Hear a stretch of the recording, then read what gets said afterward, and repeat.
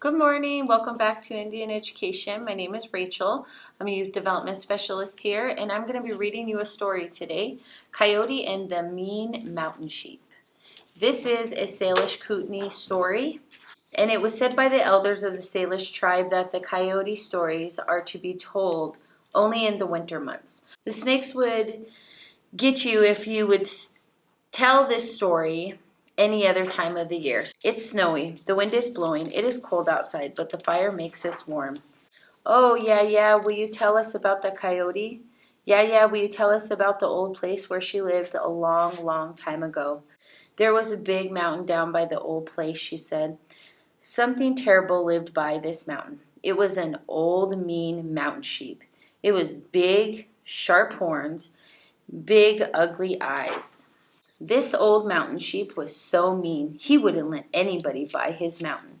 He would stomp the ground with his terrible big hooves, and he would puff and snort with his terrible nose, and he would fight and hit with his terrible horns. One day, the coyote was going by the mountain. He had walked a long way. He was tired and hungry. The warm sun made him sleepy. He wasn't watching carefully. Suddenly, Coyote heard a terrible snorting. A big cloud of dust came up from the terrible pine. The old, mean mountain sheep shouted to Coyote, "Now I am going to fight you. Now I am going to kill you. I am going to kill you with a big, sharp horn."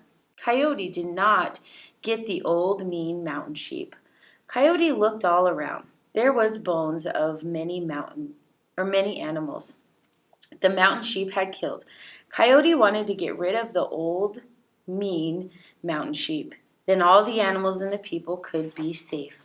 The mountain sheep were very strong, but Coyote was full of tricks. "Show me how strong you are," Coyote said. "Can you knock down the big pine tree?" The mountain sheep wanted to scare Coyote. He wanted to show Coyote how strong he was. He pawed the ground with his terrible hooves. He ran as fast as he could, hit the pine tree and his terrible horns. That big pine tree did not fall. The big pine tree did not bend over. A very sharp horn went through it in the pine tree. The old, mean mountain sheep was stuck in the pine tree. He snorted and he pulled, but he could not get loose.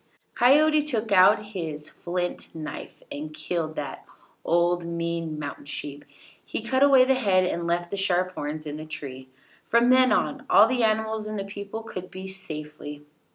Coyote left the horns in the tree for people to see when they went by. He said that after the day, the big pine tree would be the medicine tree for all people. Yaya also said that when she was a little girl, the people would hang necklaces and beads or little things on the tree.